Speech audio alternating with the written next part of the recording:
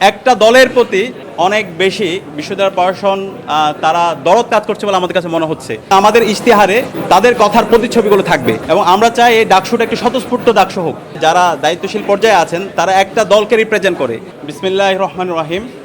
আপনারা জানেন ঐক্যবদ্ধ শিক্ষার্থী জোট এর পক্ষ থেকে গতকাল আমরা মনোনয়নপত্র সংগ্রহ করেছিলাম এবং আজকে আমাদের জোটের সকল সদস্যরা আমাদের মনোনয়নপত্র জমা দিয়েছি।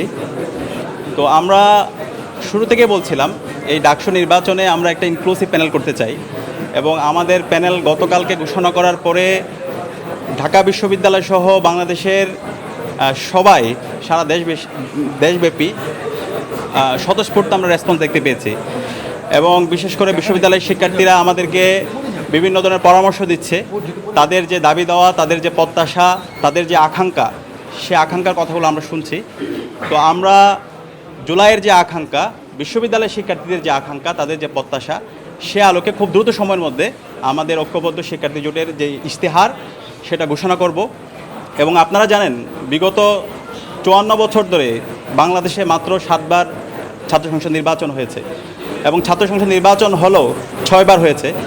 ছাত্র সংসদ নির্বাচনে শিক্ষার্থীদের, বিশ্ববিদ্যালয়ের শিক্ষার্থীদের যে আকাঙ্ক্ষা, এখানকার যে দাবি, বিশ্ববিদ্যালয় প্রশাসনকে যে বাধ্য করা শিক্ষার্থীদের যে দাবিগুলো আছে সেই দাবিগুলোর প্রতিচ্ছবি আমরা দেখতে পাইনি।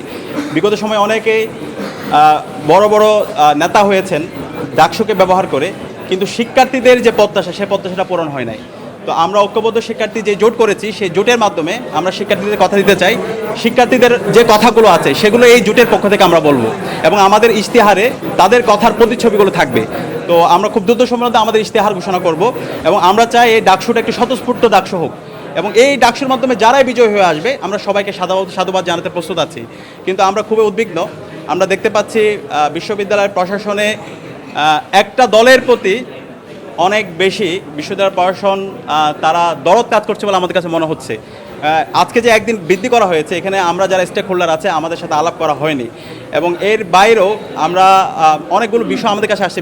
বিশ্ববিদ্যালয় প্রশাসন বিভিন্ন হলের যারা প্রভোস্টরা আছেন এবং বিশ্ববিদ্যালয়ের মূল প্রশাসনে যে যারা দায়িত্বশীল পর্যায়ে আছেন তারা একটা দলকে রিপ্রেজেন্ট করে।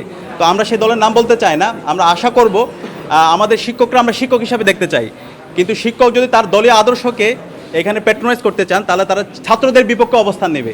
আমরা অনুরোধ করব, শিক্ষকরা আমরা সবসময় শ্রদ্ধা করি, শিক্ষক আমাদের শ্রদ্ধাবান শিক্ষকরা তাদের শ্রদ্ধার জায়গাটা তারা রক্ষা করবে।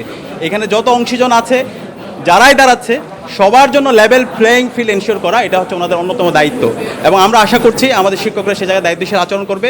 একটা লেভেল প্লেয়িং ফিল্ড এনশিওর করার মাধ্যমে একটা স্বতঃস্ফূর্ত ডাকসু হবে এবং এর মাধ্যমে শিক্ষার্থীদের যে ন্যায্য দাবিগুলো আছে, তাদের যে কথাগুলো আছে, তারাই যারা আমরা ক্যান্ডিডেট হব আমরাই বলবো এবং শিক্ষার্থীরা যাদেরকে ভালো লাগবে তাদেরকেই তারা গ্রহণ করবে এবং যারাই বিজয়ী হবে আমরা তাদেরকে সাধুবাদ জানানোর জন্য প্রস্তুত আছি। তো আমরা আশা করছি একটা স্বতঃস্ফূর্ত একটা আয়োজনের দিকে আমরা যাচ্ছি এবং সেই আয়োজনে আমরা সবাইকে, সকল অ্যাক্টিভিস্ট এবং সকল ছাত্র সংগঠন, আমরা সবাইকে দায়িত্বশীল আচরণ করার জন্য সবাইকে অনুরোধ করছি। ধন্যবাদ।